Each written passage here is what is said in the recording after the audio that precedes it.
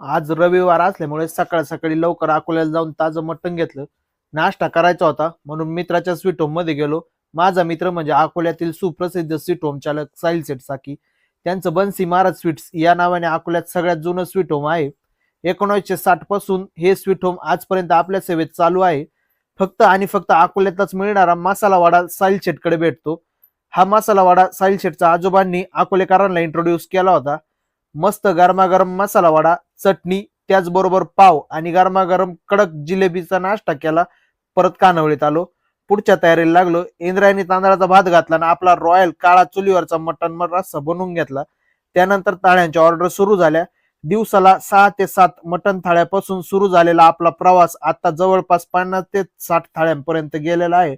आज रविवार असल्यामुळे सकाळपासूनच गर्दी होती.